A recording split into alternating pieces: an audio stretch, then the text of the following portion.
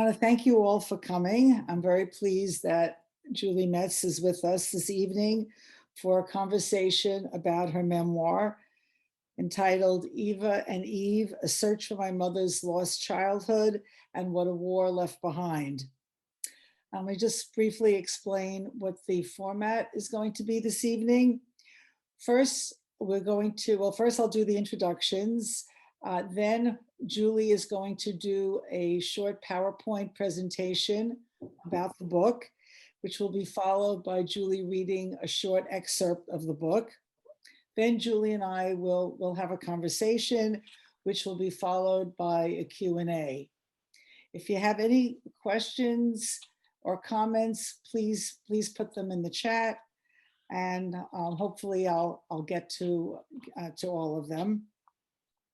And if you're interested in further discussion about the book, you're welcome to attend the Congregation Beth Elohim Book Group meeting, which is going to take place on Zoom next week on Wednesday, October 27th at 7:30 p.m. And everybody who's here tonight will be getting a follow-up email from me. And if you're not already on my email list for the book group, I will let you know about the meeting. So a little bit about Julie now. Julie, in addition to her new book, Eva and Eve, is the New York Times bestselling author of Perfection. She has written for publications including the New York Times, Tablet, Salon, Dame, Next Tribe, and Catapult. And the essay that inspired Eva and Eve was originally published in the anthology The Moment. She is a fellow of the MacDowell Colony, Yaddo, Virginia Center for the Creative Arts, and the Vermont Studio Center. She lives with her family in the Hudson Valley, but before that, she lived many years in Park Slope, Brooklyn. And you can find out more about Julie's writing life at juliemetz.com and on Instagram at juliemetzwriter. So now I'm just going to read a couple of short excerpts from reviews that Julie has received on Eva and Eve. So first, from Kirkus Reviews, quote, a gripping and intimate wartime account with piercing contemporary relevance. From the Jewish Book Council, clearly the Holocaust has left a significant stamp on Metz and her worldview. And in the end, the fact that she now recognizes its force is the crowning achievement of the book. Sarah Wildman, author of Paper Love, Searching for the Girl My Grandfather Left Behind, said, an essential feminist memoir of women's lives. Eva and Eve explores how the trauma of demagoguery and losing one's nation reverberates through generations, and how small, even random acts of goodness can rescue the worlds to come.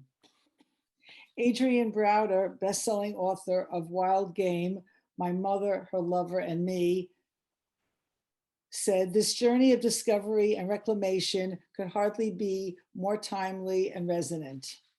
And finally, Helen Fremont, who the book group is familiar with because we've read her memoirs, After Long Silence and The Escape Artist, said, with an artist's eye for detail and a detective's tenacity, Metz brings to life 4 generations of her family with great sensitivity and intelligence, and offers a timely meditation on political power gone awry. So with that, I'm going to turn things over to Julie, who's going to start with her PowerPoint. Okay, well, thanks so much for having me, and it's really good to meet everybody here.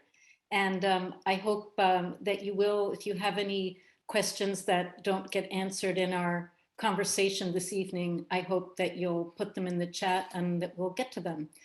So now I'm going to share screen and hold on, and then we are going to do the PowerPoint. Right, and let me know, hold on just a moment. Hold on.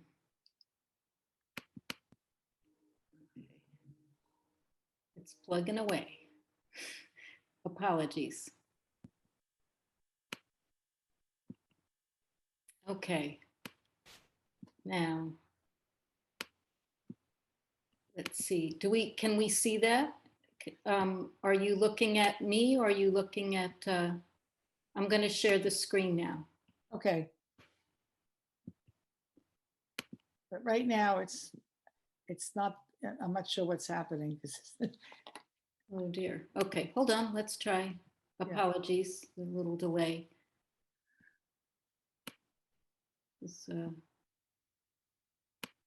So you're not seeing the, you're not seeing that? No, no. Okay, hold on. Julie, are you clicking share? Oh, there you go. Oh, here we You go. got Okay. it. Is Now, that better? Yep. Okay, very Yeah. good. Apologies for the delay. There are always a few little glitches. Well, thank you again so much. I'm just going to introduce you to my book, which is a memoir about my mother's family and how they escaped from Vienna in 1940. And I've assembled some visuals here. Some of the images are included in the book as well. We'll start with what launched my discovery and really prompted me to write the book. This was the discovery of a small, after my mom died, I was going through her belongings and I found a little book in the back of one of her drawers. It was way in the back, completely hidden. At the time, I had no idea what it was. It turns out to be called a poesy album. There are archives and museums have many of these now, but at the time I had never seen one and I had no idea what it was. But once I understood what was inside, it was, this is the excerpt that I'll read in a little bit, but it was filled with messages of farewell from all of her friends and family in Vienna as they were preparing to leave. And then this next image, I really like this. This is my grandfather ran a printing factory. They made paper goods for the pharmaceutical industry. This turned out to be very important in the family's escape. I was able to find this old invoice from about 1930 that indicates that they were selling some paper goods to someone in Croatia. And this above at the top, you can see the building where my mother grew up. And behind it in the courtyard is the factory that is still there to this day. However, I have been there and I can tell you that the factory is not that large and there are no smokestacks. But I think like a lot of businesses, people like to maybe do a little creative exaggerating. Also, it's not clear to me that the name of the business was Adolf Eisenman and Son, but it's not clear to me that there was a son at all. But again, a lot of businesses sort of like to exaggerate their lengthy history as credibility. But here you get a little taste. My mother lived in one of those windows in the apartment building facing the street. The next image, this is what my mother always called the paper fan. On the left side there, you can see what looks like a piece of origami. And this was the way that powdered medicine was dispensed before pills came into common use. So on the left, this is a page from a pharmaceutical catalog advertising this item. It was patented in about 1905. It was incredibly successful. They sold all over Austria and throughout Central Europe.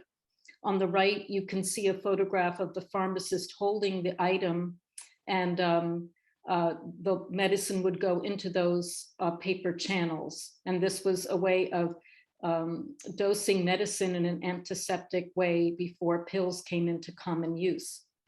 And this is my artistic photograph. I find it quite a beautiful object, and so I have took this photograph of a full fan. It's 50 different capsules. And I wanted to show people a little bit about what Vienna was like before the war came. It was a very vibrant cultural life for Jews and non-Jews alike. There was a lot of intermixing. One thing that was very distinct about this culture was people loved costume balls. And these were wildly popular in the 1920s and earlier. I found 2 photographs of my grandmother. That is my very lovely grandmother.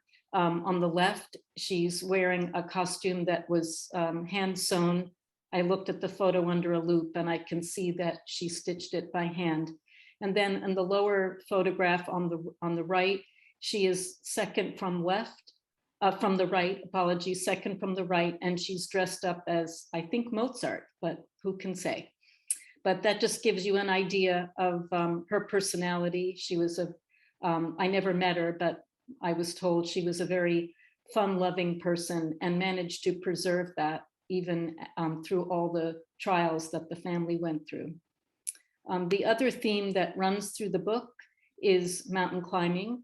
In Austria, of course, you're surrounded by the Alps, and everybody was mountain climbing on the weekends and, you know, for summer holidays. And this is a photograph of my grandfather, who is the gentleman on the ladder with his walking stick. Above him is his best friend, and the young woman is the best friend's daughter. The photograph is dated May 28th of May 20th of 1928. And this photograph turned out to be very useful to me in that it gave me an idea of what my grandfather was like at the age of 53, where he was still climbing up sheer rock faces, which I would not attempt myself. Then in the middle, you can see this is a membership card in an Austrian mountain climbing club that was only for Jews. So in 1922, the main Austrian mountain climbing club ejected all of its Jewish members, and the Jewish members formed their own mountain climbing club. There were some very famous members of this mountain climbing club. I found this membership card with my grandmother. It's my grandmother's card.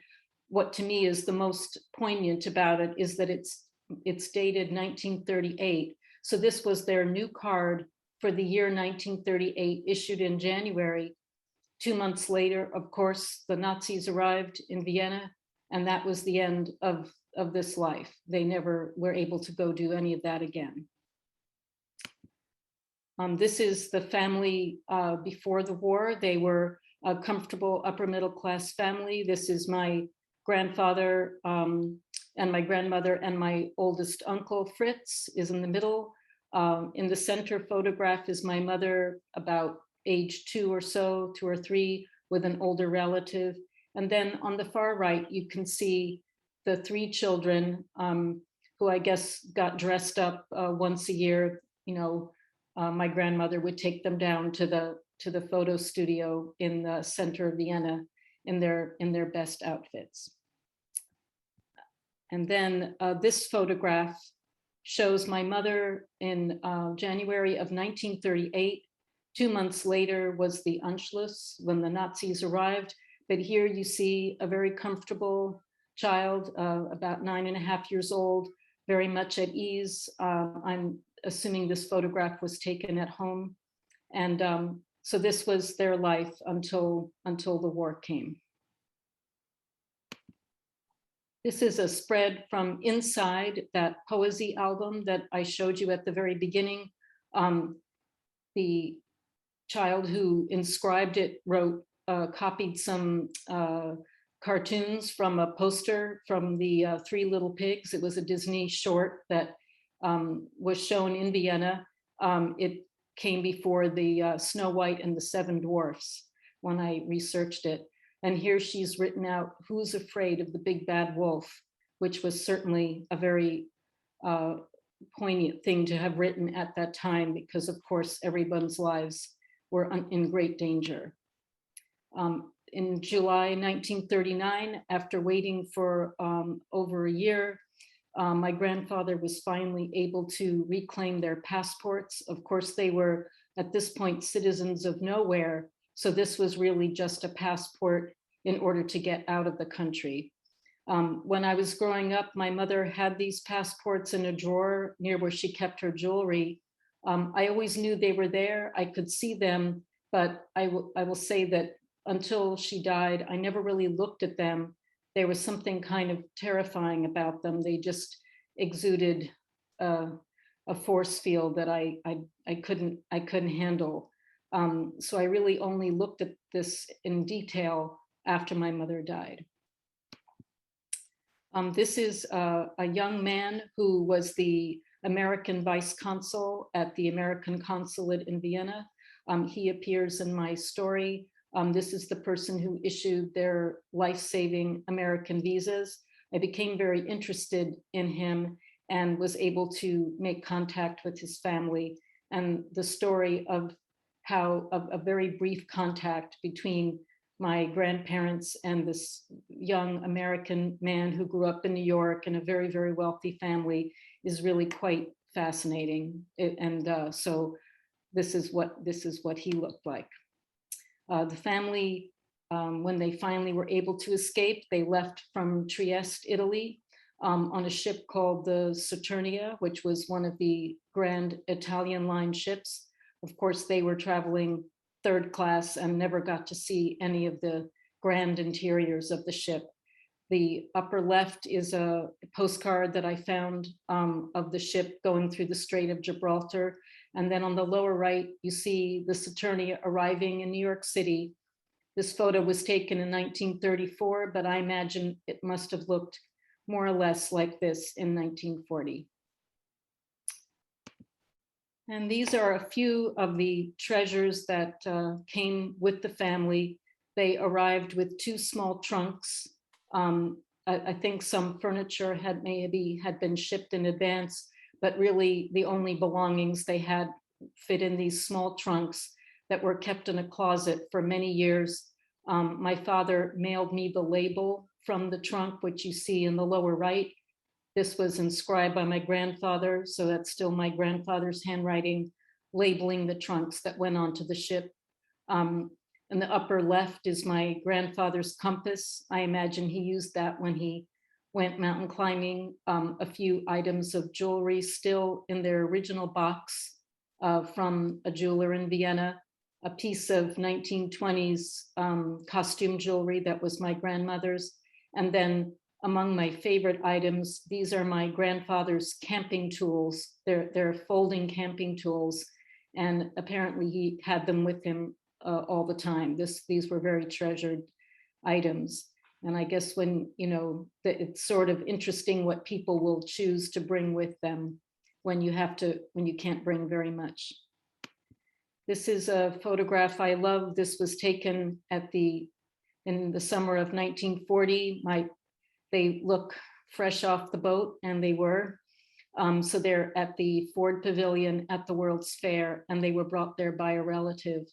And there's something about them. They still look so European to me here in this photograph. And yet they're standing in front of this symbol of, American industry and progress. But they Americanized very quickly. And here's my mother at about age 18, looking very glamorous. And then in the middle is my father, who this was taken during basic training in the Army. My father was fought in World War II in the Battle of the Bulge. So while my mother was managing to escape from Europe, he was sent there as a soldier, managed to survive a terrible, brutal battle. And then they met on a blind date in 1947. And the photograph on the lower right was taken shortly after they met by a very good friend.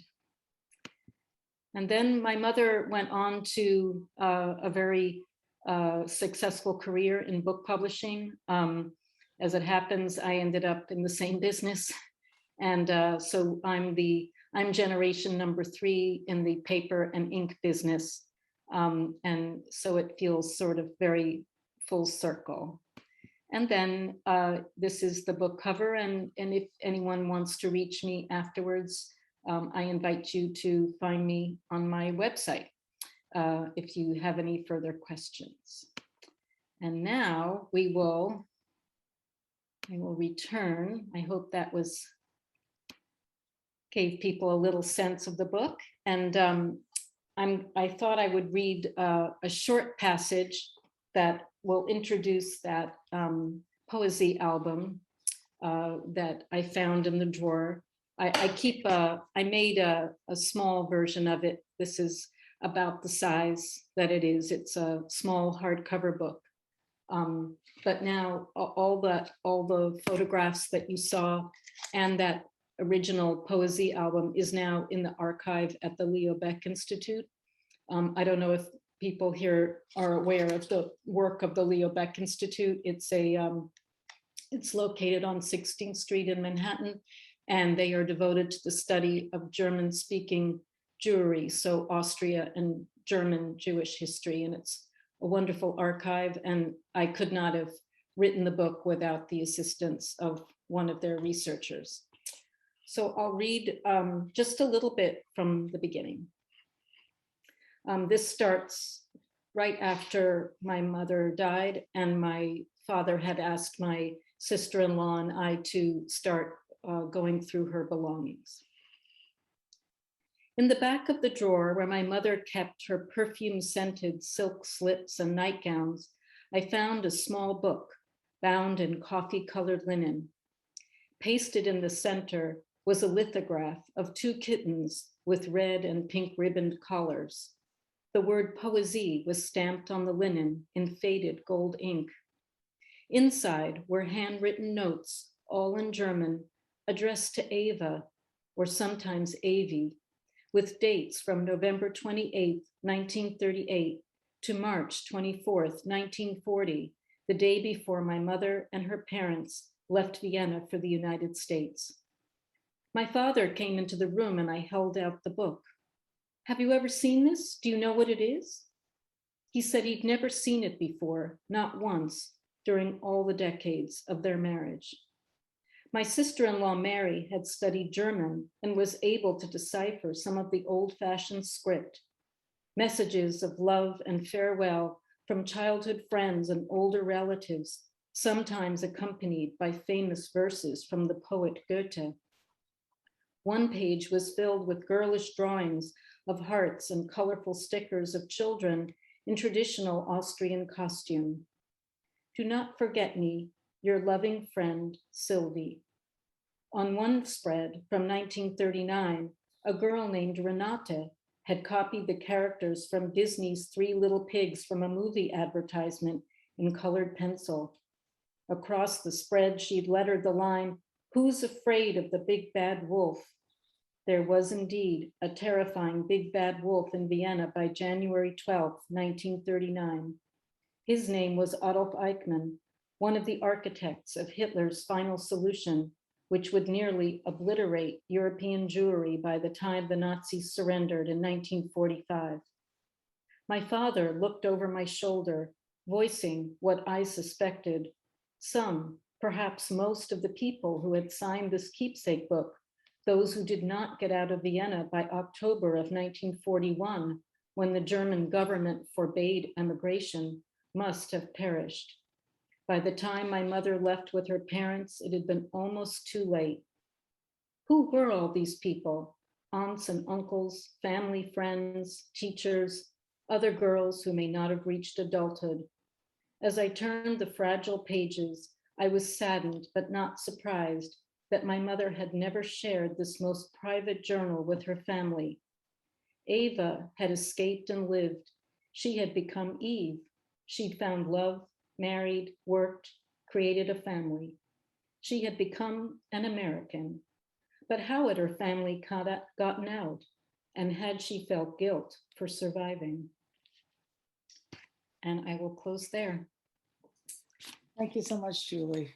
That PowerPoint was enlightening, and thank you for that passage. So we'll get into some of the questions.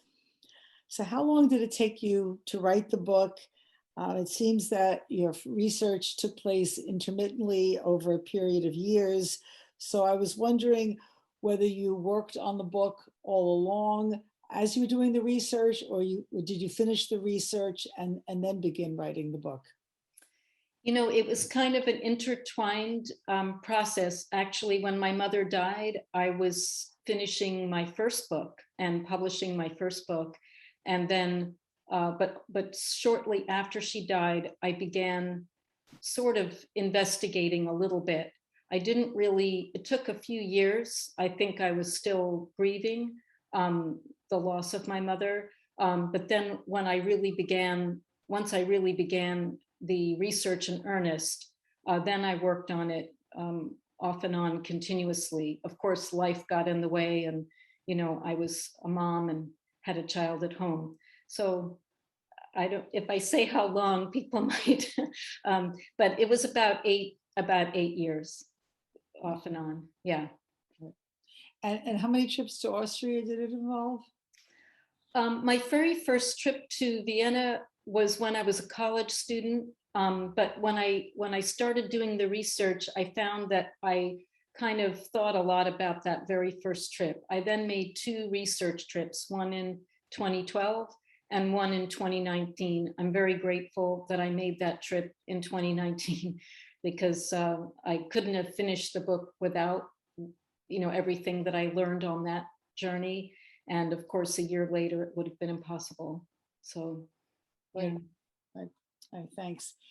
So do you wish that you had written this memoir while your mother was still alive? Or do you think that just wouldn't have been possible? And if your mother were still alive, what do you think she would think of this book? I've thought a lot about this question. I'm not sure that I could have written this book while my mother was alive. It sort of needed a lot of private time of thinking about our relationship. And also the fact that she had kept that book hidden all her life. I'm not sure that, you know, that was really what began the whole project, was finding that book and understanding that for all these years she had kept this hidden, that it was a kind of a private pain that she had, the loss of her country and living life as an immigrant. And if I had never seen that book, I wouldn't have been able to do the work. I hope that she would feel that I told the family's story in an honest way, that also is a universal story of what it means to be, you know, to have to leave your home and to make a new life. And I think we see everywhere now this story continuing. In fact, it's unfolding now as we speak. People are coming here from Afghanistan. They've lost their country and they have to start their lives over. So I hope it's really so important to think about all those things and to have compassion for people who really have to start all over. Now, your father, was he supportive of you writing this book? Yes, in fact, a lot of the stories that I have about my grandparents are from my father, who knew my grandparents very well. I never met them, but he, in fact, when my parents were first married, they lived with with my grandparents, and he was very attached to them. So he had a lot of stories, and that was very, very helpful. So while I often have regret that I didn't ask my mother to tell me more stories about her childhood and life, I didn't make that same mistake with my father, and I spent many, many hours recording conversations. So he was aware of what I was doing and was very supportive. That sounds good. So how has the excavation of your mother's past affected your relationship with your own daughter? Well, I did bring, as readers will find out, I did bring my then 15-year-old daughter on the first of those research trips in 2012. You know, that was an adventure. Mom with very grumpy teenager. But so I think that in a way, this writing about this and her seeing Vienna for the first time, I think it helped her to connect with her Viennese ancestry. My daughter is very much a multicultural mishmash. She's actually a quarter Korean. There's some, waspy stuff going on in there. And then there's, me. And I think it really helped her sort of connect with her Jewish ancestry and feel a connection to that European part of herself. Thanks. Okay, now changing subjects a little bit.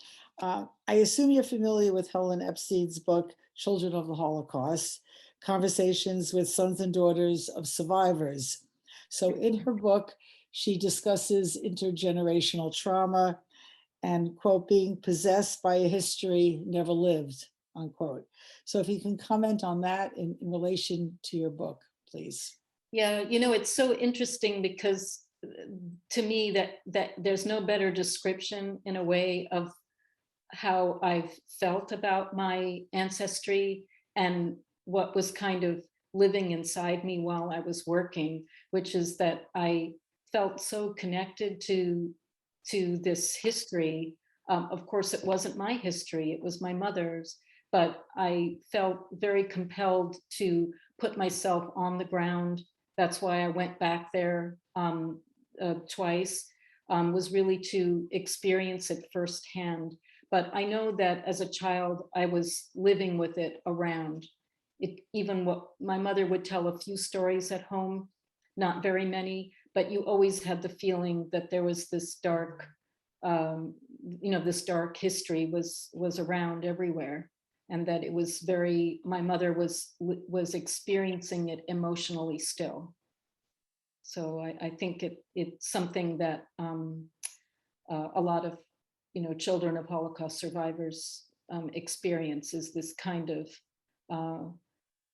it's very visceral. I don't know how else to describe it, but it becomes part of you. And I hope, in a way, I don't like to burden my child, but I do feel that it's important as an act of remembrance to honor what the stories that came before. So you're another example of Helen's theory then. Yeah. Absolutely. So in your book, you quote your mother at the end of her interview for the Leo Baeck Institute saying, quote, "I have trouble with my God."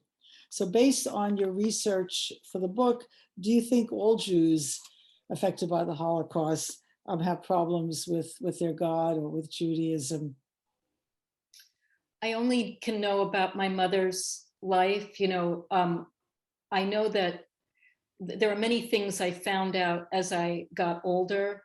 I grew up in a very secular home. There wasn't very much observance, but what there was, it was my mother.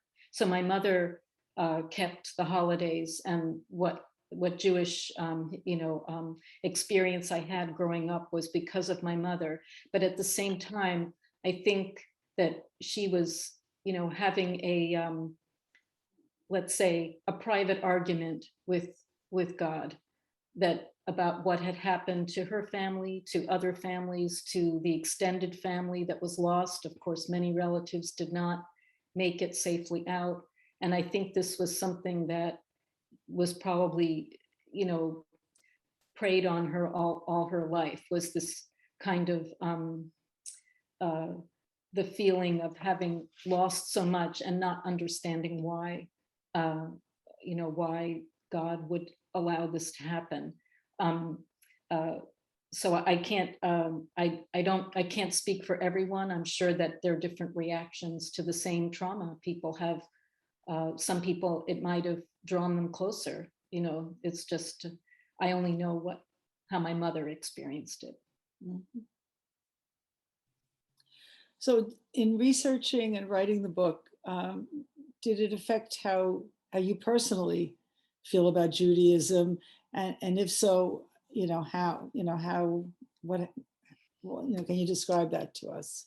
Yeah, I would say that going back, researching, spending time in Austria. The first time I went when I was a college student and I went, I felt very other and very much a foreigner. When I went back in 2012, I had a little less that feeling, but I still had moments of feeling very much an exile, in Vienna, like that there were very few Jews at that time in Vienna, maybe 8,000-9,000. There are more now, and there are about to be many more. But I would say that by the time I got to the end of my project, I feel very connected to my Jewish ancestry, very proud of it, and also very connected to a European culture that I think is living in me. That was something that was very important to my mother. So I do feel very connected to that. Mm. But in terms of other aspects, in terms of practices and rituals, I mean, it doesn't sound like there was any Well, I change. grew up in a very secular home. I keep some holidays that I enjoy. And I feel like it's something that I kind of live with. I guess in a way it's complicated for me too, because of the way I was raised. I was raised in a very culturally Jewish home, but there wasn't a lot of religious observance. So, I enjoy it. I would say I enjoy it more. I enjoy rituals more. And I don't know, I feel very Jewish, but it's, so that's, I guess, how that evolved. Good. All right, thanks. Yeah. So what tips can you offer to anyone who wants to undertake Jewish genealogical research, and more specifically family research done by descendants of Holocaust survivors? Do you have any particular tips that you can offer?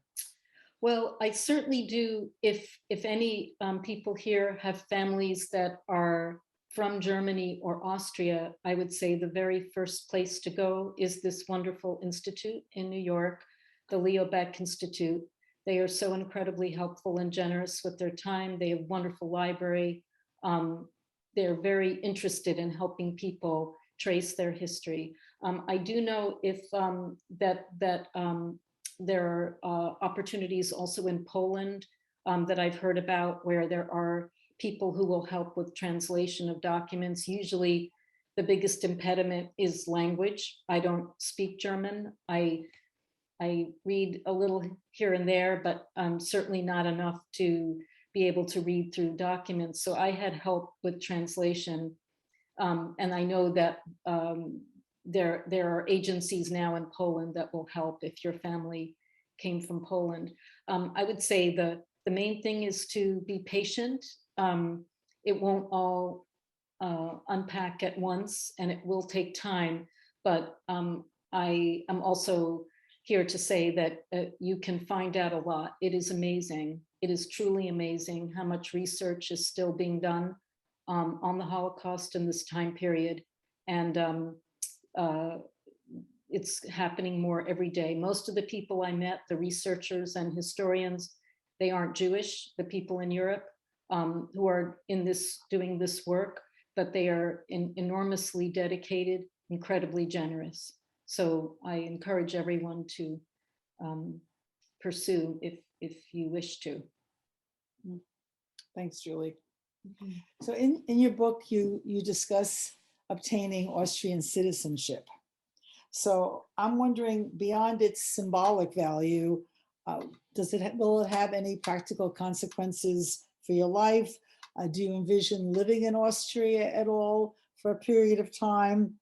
And the second part of my question, you've already touched upon a little bit in terms of the situation of Jews in Germany today, and also, in terms of, synagogues, numbers of Jews, that sort of thing.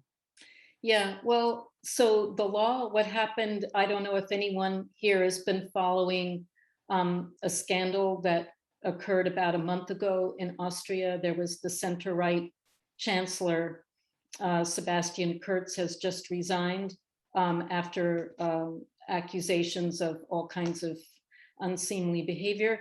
But it is because it was during this administration that the citizenship law was finally changed. So for many decades, people like myself, whose mother was Austrian, the law was so clearly designed to keep Jews, descendants of Holocaust survivors, from reapplying. It had to be your father who was Austrian. It couldn't be your mother. But anyway, finally, the law changed about 2 years ago, and my brother and I have applied. I would say that the primary impetus for wanting to regain Austrian citizenship was as an act of restitution. I felt the wrongness of it, it felt like this was something that I wanted to reclaim on on behalf of my mother. Although I'm not quite sure what she would have thought of this, because she was quite bitter about Austria to the end. However, I felt, and my brother and I spent a lot of time talking about it, that we really did want to pursue this. We have just received our letters about a month ago, so I have a date at the Austrian consulate on Monday to fill out my passport form. And I feel like sometimes I feel like I just want to go there and wave my passport around. But I think there are many people doing this. I'm part of the Facebook book group. There's thousands of people who are applying from all over the world, everywhere where Jews went during the war. So every part of the diaspora, Australia, South America, all over the United States, England, other parts of Europe, people are applying. And so this means, I think the most important thing is that this means there's going to be a lot of Jews, a lot of Jewish citizens in Austria. And I think that's important because of course, the Jewish population was completely destroyed. Right now, I think maybe there's upwards of 10,000 Jews, but very few, if any of them, are descended from the Jewish population that existed before the war.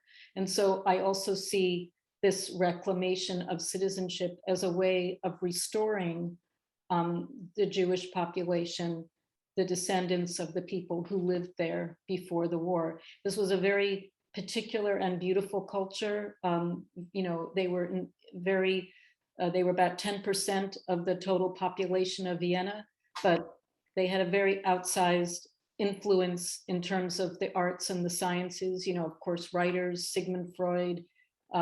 They were teachers, they were artists, they were musicians, and then all of that was just wiped out. So while you can't make change overnight, I see it as a positive step in restoring some balance to a country that has been very conservative.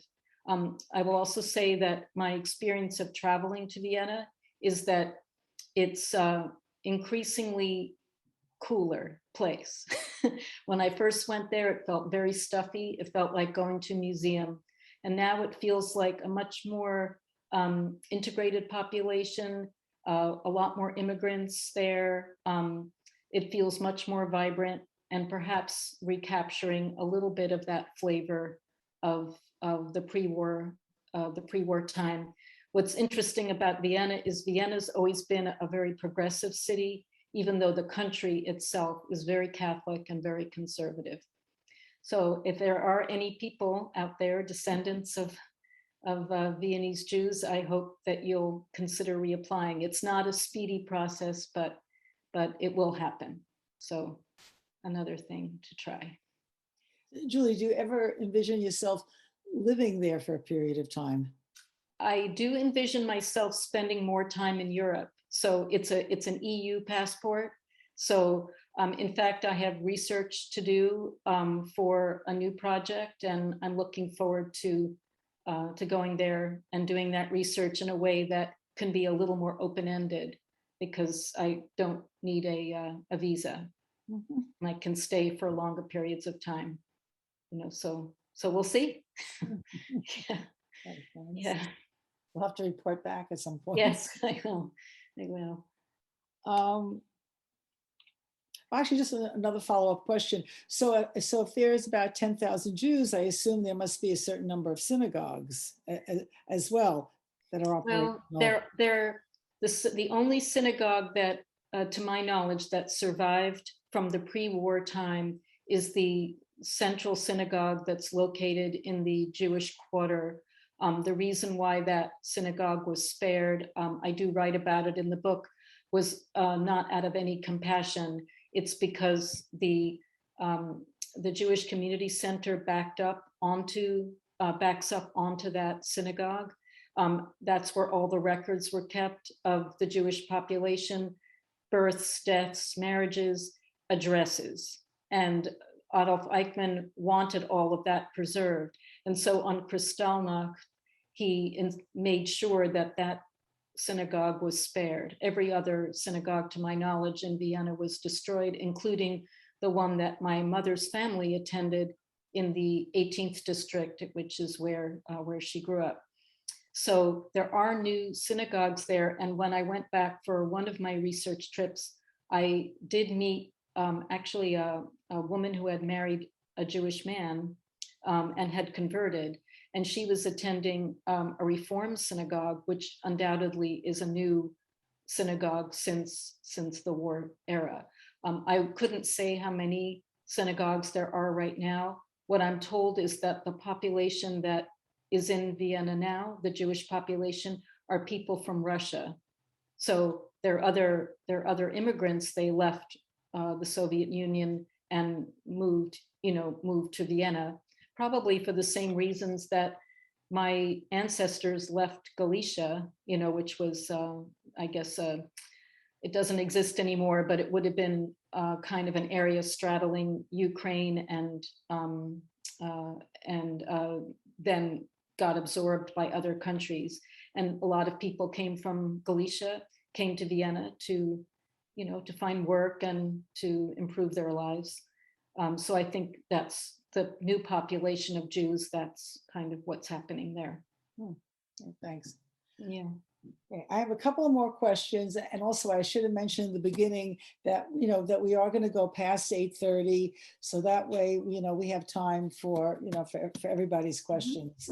So don't worry, we'll get to your questions.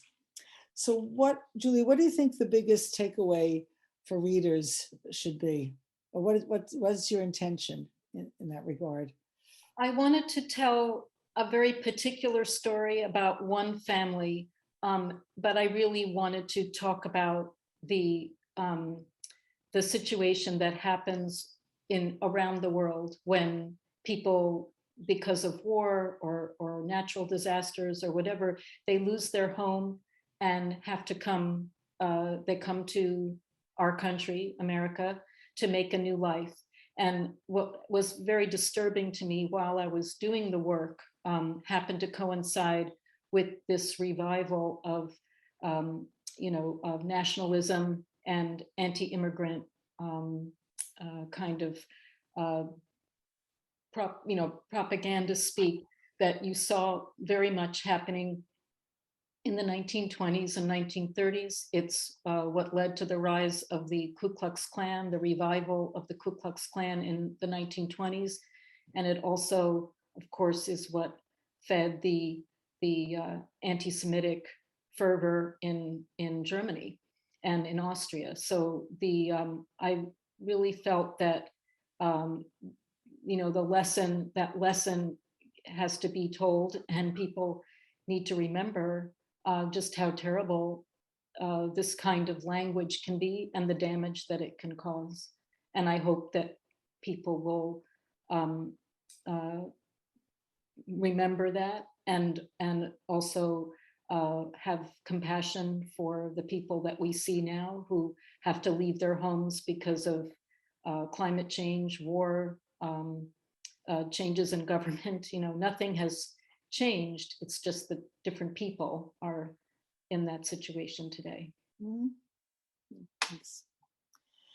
So has anyone approached you for film rights? Well, there was one person that I was working with on this book who wanted to make a film, a German language film. I haven't been approached yet for an English language film, but you know, I'm wide open to suggestions. I think it would make a great story. Yeah.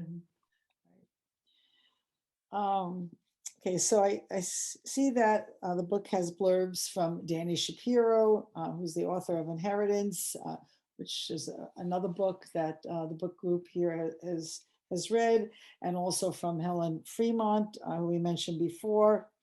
So I was just wondering if their memoirs influenced you at all, influenced your approach, and also in general, which memoirs, or which books, including memoirs, have been particularly meaningful to you over the years. Yeah, I would say that when I was working on my book, Inheritance came out during that time. But the book that really was sort of the inspiration, or I won't say the inspiration, but I kept it on my desk for the entire time I was working as sort of an example of what I was hoping to achieve, is The Hare with Amber Eyes by Edmund Duval. What I loved about that book was that he started from a similar place, which was this collection of, if people have read that book, a collection of small netsuke that had been passed down to his family. And that really became the opening for the story.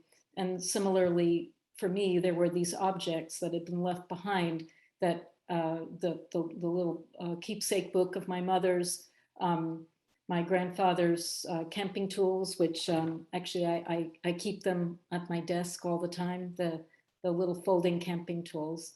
And I feel very close to those objects, and I felt like that was the way that I wanted to unfold the story. While I was researching, I read amazing books that were, I can heartily recommend. Some of them might seem a bit dry, but because they're political science books, but some of them, you know, just really powerful stories. One of them is called Behold America, and it is a book about the history of America First, the idea America First, what that is. It turns out it has a very long history. And I wish I could give a copy to every American citizen. But I read lots of books, both memoirs and political history while I was working. Mhm. The Hare with Amber Eyes is another book the CBE Book Group read a while ago. And then also there's a new exhibit at the Jewish Yeah, Museum. I saw. Yeah, very That, exciting. that looks really exciting. Oh yeah, I can't wait to go. Yeah. Yeah, me too. So you might have pretty much answered my next question, but maybe not. In your selected bibliography, and you have a long list of books, and you also have a list of selected articles. And so I was wondering if there was a couple that you would cite as being particularly influential. And I assume Behold America is one of them. But are Yeah. there any others within that list that you would want to cite? Yeah, there's a really wonderful book by a Swedish author. Her name is Elizabeth Asbrink.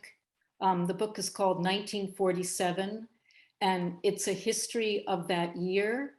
And she writes it, sort of unfolds it month by month. And you wouldn't imagine that the year 1947 would be so momentous. The war was over. However, what she writes about is how that year, the events of that year, really set up a lot of the problems and challenges that we are facing today. Everything from what was happening in the Middle East and the United States. And it's just a beautifully written book. The other book that I like a lot, I read this wonderful novel, which I don't think made it into the bibliography, but I can highly recommend this book. It's the author he wrote the novel All Quiet on the Western Front, which I know most people have read or maybe seen the movie. I know my child read it in high school, but I'd never heard of this novel. And it's a beautiful story. So I read very widely. So, I mean, it's hard to, I tried to keep the list to 10, but I decided to include the bibliography only that I hoped that it would inspire people to read widely about the period and about our the history of the United States. I mean, Behold America is really about a book about America, but and our philosophy and how things can go awry. So I appreciate those recommendations. Mm. They all sound really, really good. So my final question is, it's the usual final question. Are you working on another book? And if so, what can you tell us about it? Well, I have started researching another book. It came out of the research I was doing for this book, that there were many stories that I read about that, of course, didn't belong in my book, but they were really fascinating to me. And some of them have inspired a fiction project that I'm working on now. I'm looking forward to using my passport to go back and do on the ground research for that. So it's at an early stage, but it's coming along, I guess, is what I can say. But it will involve, parts of it will take place during the war period, but a lot of it will not. But that's sort of the beginning of it. No, it sounds, Yeah. it sounds interesting, and Yeah. I look forward to that book when it comes out. Yeah, it'll have a different focus because it's really about going to be about time passing and how people evolve and change as a result of experiences that they have in their young life, and about reinvention. It's really going to be a story about reinventing the self. So it's not going to be a typical historical novel or No, yeah. That sounds exciting. Yeah. That sounds great. So I know we have a bunch of questions in the chat, and I want to reassure people that we are going to get to those questions. So actually, I'm going to start with one that Laura Shapiro, who's one of the attendees here, who actually, I think she emailed me this question. She said, I just loved how you used the concept of a photograph that did not exist to fill in the blanks of what you did not know. How did you come up with this idea, and what else did you consider? Well, that is a very interesting question. So what happened was that when I was very first working on this book, in fact, there were so many narrative holes that I could not fill that I thought I was going to write a novel, because I felt like I was missing too much. Then after doing a lot of research, some of those holes got filled in, and I was feeling more confident that I could write a memoir. But then there were still these moments that I thought, I wonder what happened, when they went to the consulate. I wonder how my grandfather lived and what would have been a typical day of his life. And I will say that artist residencies are a wonderful gift, because you sit there in your room and you stew. And that's sort of how that idea came. I brought the photographs with me that I was using, and I had them laid out. And I remember just one day thinking, if only I had a photograph of this. And then that's how that idea came to me. So I think sometimes it came out of a wish that I had more photographs that I didn't have. So I kind of invented the ones that I wished I had. Yeah, no, I thought that worked. And then I was so used to you inventing it that once in a while you said, and this is an actual photograph. Right. I had to reread that sentence, that it wasn't invented. Yeah. All right, on to some other questions. I know Laura has some more, but we're going to. So I'll take them. Well, no, we'll go back to Laura's. I Yeah. Let's see. Okay, this is from Paula. Until 1918, the region was Austria-Hungary. Your grandparents were there during this change. Did they speak of this transition, or what do you know of how they felt about that transition? Well, what I know is that my grandfather fought in the First World War for the emperor, like many Jews. I read a lot of articles about the Jewish Austrians who were extremely patriotic. They were very loyal to the empire. The emperor it had not been a terrible time to live as a Jew during the empire, mostly tolerant. Um, After the Republic, after 1918 and the empire was dissolved, if you recall in the PowerPoint, I showed you that old invoice. That invoice was dated from 1930, but it still has imperial seals on it, which would be the equivalent of, by appointment to Her Majesty the Queen, kind of thing. And I felt that the fact that he kept those imperial seals on his invoice spoke to his loyalty to the old empire, and also to his support of Austria. During that time, Austria was, it's called a sort of Christian fascist government.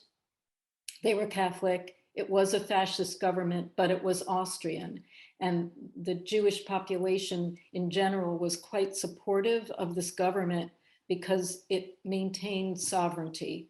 And of course, what they didn't want was for Hitler's Nazi part, the National Socialists to come in, because already by 1934, it was clear what was happening in Germany. So they were very loyal citizens, very patriotic.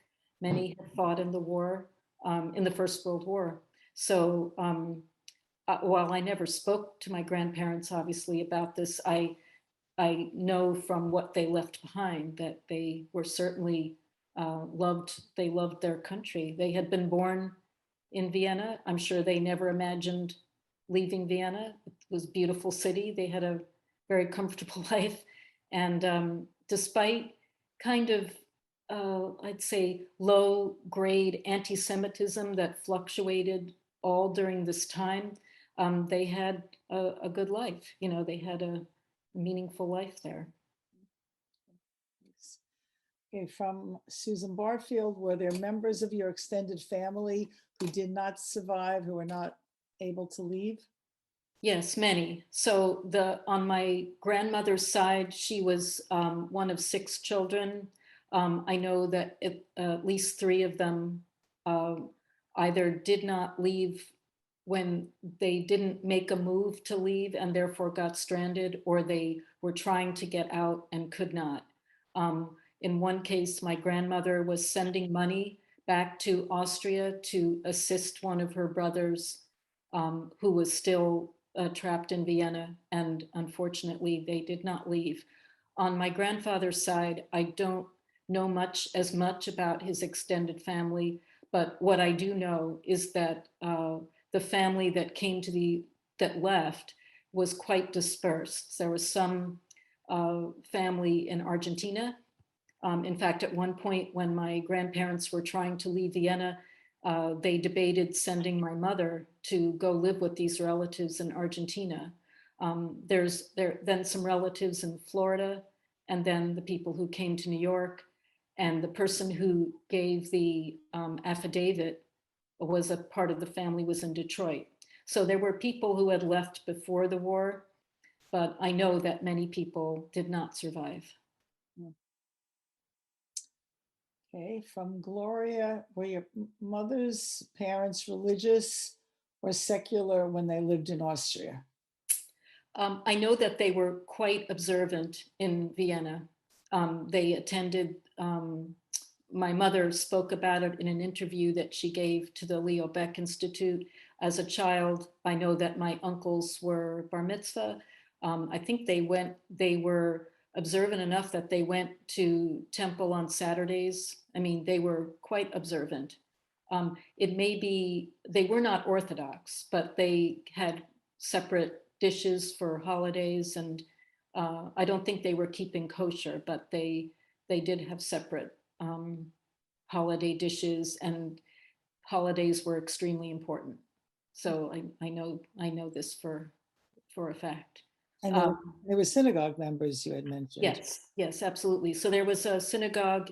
They lived in the 18th district of Vienna, which is more of a residential area. If anyone here has been to Vienna, there's the inner ring, what they call the inner ring, and then there's the outer ring. And they lived just beyond the outer ring, the second ring, in a residential area. But there was a local synagogue. Of course, it was destroyed on Kristallnacht, and nothing of it remains, except if you go to the Jewish Museum in Vienna, where I have been, there are artifacts, objects, religious objects from the temple that it's quite beautiful the way they've displayed them. Many of them, you can see the damage, so that, but they made no attempt to repair the objects. So they're burned, they're warped. You can see where they were damaged by fire, and they're displayed that way. So that's as close as I've been able to come to this synagogue where my mother went as a child. Yeah. Thanks. So let's see, Abby has a question that's somewhat related to Laura's question. Can you talk about the novelistic aspects of the book, such as imagined family scenes, which I guess so dovetails with the imagined photographs, but is there anything else you want to say about that? Well, yes, it was very important to me to recreate the feeling of the city, of the Jewish culture in Vienna before the war. I know that it was just a very vibrant, alive culture. And that, of course, all the things that we all enjoy about our family traditions, food and family gatherings, that all of these were very important to my grandmother. I know this because my father has described it, and my mother too, to some extent. So I really wanted to recapture all that as vividly as I could. And to me, it seemed like recreating meals, Passover scenes, all of this would help to give the flavor of her Viennese childhood. And it was very successful, I thought, Thank you. doing that. Yeah. So this question from Karen, pretty much answered, but you might have a little bit more to say. How much of your mom's history did you know before her death? So it sounded like it wasn't too much, but maybe you want to comment on that. Yeah. Yeah. What was interesting, and I think I've heard this from other people who had parents who lived through the Holocaust, is that my mother would tell certain stories. She tended to tell the same ones. She told them the same way. I won't say that she had learned them, that they were rehearsed, but I feel that she had learned how to tell these stories in a way that she could bear. And then what you understood was that apart from these stories, you weren't getting anything more. So you couldn't ask for further details about what had happened. So after she died, I thought I could not believe I had never asked her how the family survived from 1938 to 40, when they were waiting to get their passports and visas. I just never, it was just understood that you weren't going to go there, that you couldn't ask those questions. So it's so the stories she told a lot. I would hear her telling them, she told them to us kids. I would hear her telling them at dinner parties. She would tell the same story the same way. She had a kind of a flair for the storytelling. She clearly, it was sort of something that was important for her to tell, but she couldn't, there was a limit to what she could describe. So it sounds like in your book, you were digging deeper. Yes. You were going, beyond that and seeing. Yeah. But, so let's see. Now, Laura had some other questions, although I guess they weren't to everyone, they were to me, but I think they'd be interesting. So Laura wrote that she is interested in telling her father's story, and she's wondering about your process and how you started, and whether you offer help to other people who are writing their family history, or what you would like to say about that, which you've already addressed a little bit. Yeah, I mean, what I would say is that it's sort of a toggle between research that you have to do, collecting stories from anybody who might still have stories to tell. And you might be surprised to find out that there are quite a lot of stories that are still around to be told. I have worked with some writers who needed guidance on how to construct a memoir. The thing about a memoir is that it kind of takes time to figure out the structure, and that might feel a little daunting and scary in the beginning. My advice to everyone is to write, and things will start to evolve. Like if you go in it thinking that you're going to have an architecture for your book, that's probably not going to be very satisfying. But if you're willing to just write every day, eventually things will start to make sense. So that's been my own personal experience with it. And then when I've worked with other people, that's I think a lot of the work is really cheerleading and support, so that people don't give up, because I think it's easy to give up. So, but you can certainly reach out if you're interested. Yeah. Thanks. There's another new question from Joan. It says, you mentioned reaching out to the family of the American that processed your grandparents' visas. Can you speak a little more about that? Yeah, so as I mentioned, the passports had always been in my mother's drawer, and I never looked at it very much. I found them really quite terrifying. I mean, I remember opening it up as a kid, and you see that Nazi stamp on it, and it was just like, it was actually terrifying. And this might sound strange, but I still remember dreams I had as a child that were influenced by reading Anne Frank's diary, nightmares from when I was 10. I mean, it was something that was just definitely in the air. So I didn't look into that passport. I didn't look through the pages until after my mother died. But then when I finally did, I got to the very end. There was the visa, and it was stamped by this man, Donald Winchester Brown III. And I thought, oh my gosh, I wonder who he was.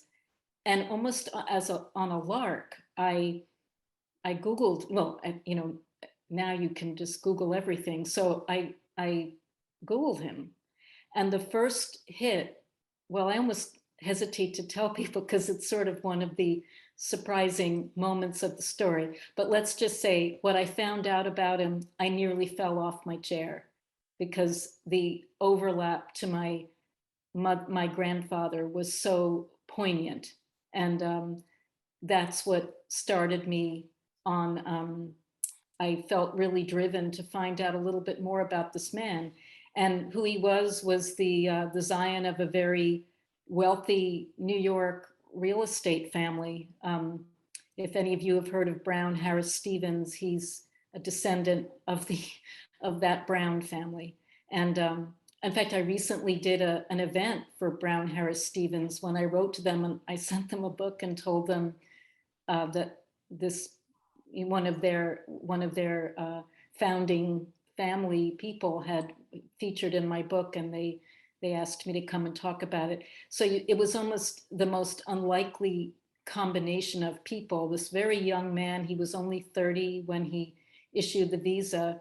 And here was this man who was suddenly in Vienna as a very coddled American, having to make life and death decisions about who was going to get a visa and who wasn't. And I wondered always, why did he give it to my grandparents? On the face of things, they were not ideal immigrants.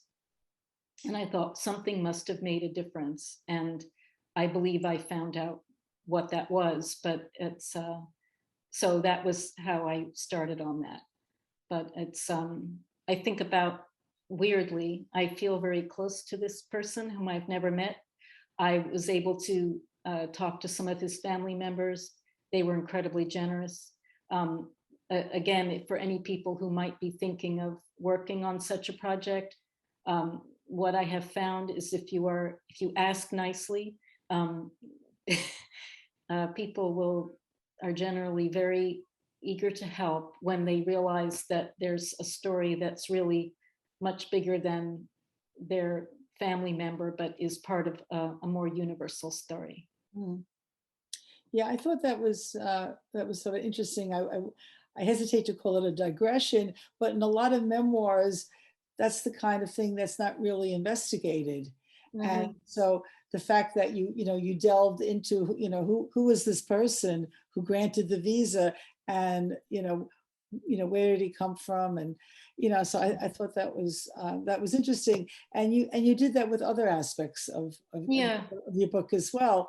So having read a lot of memoirs, there are a lot of writers who don't do that. They just stay on the main path.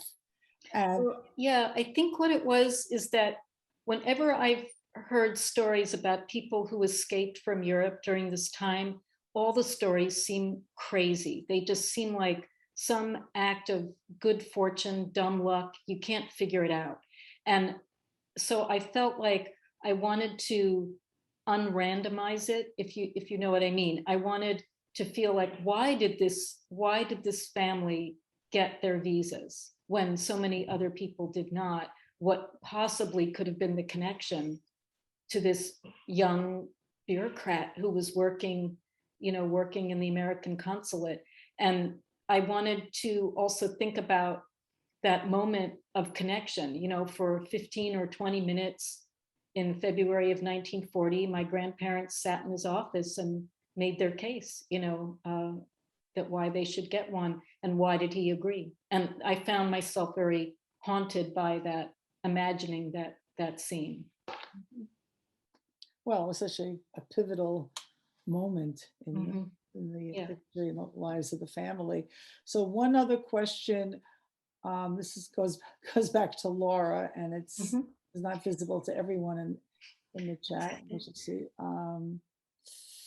Is and you might have indirectly answered this before, but how did writing this book and the research affect your feelings about your mother? How you feel about your mother? Well, I would say that my mother and I often had a very difficult relationship.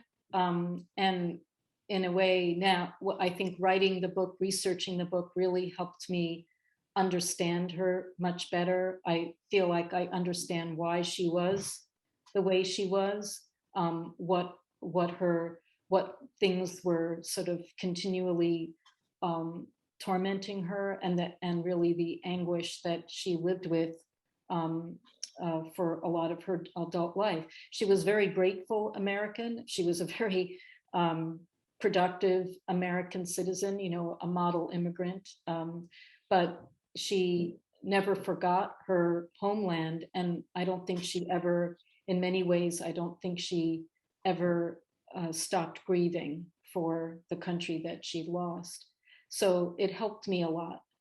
In a way, what also helped me was that I'd always felt quite European.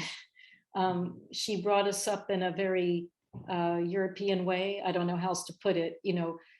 She cooked a lot of her Viennese. She was a very good cook, wonderful cook, and a wonderful baker.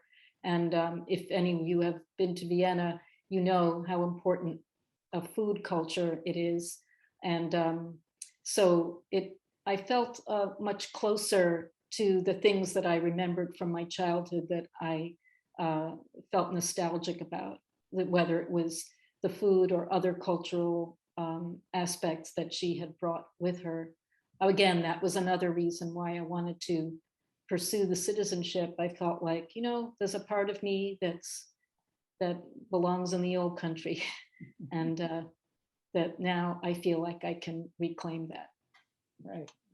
Well, it sounds like it's one thing it did was imbue all your childhood memories with new and deeper meaning. Yeah, absolutely. Yeah. Well, I want to thank Julie and thank everyone. So let me go into the last the last part of the program. So Julie, thank you so much for joining us Yeah. to discuss your memoir, Eva and Eve: A Search for My Mother's Lost Childhood and What a War Left Behind.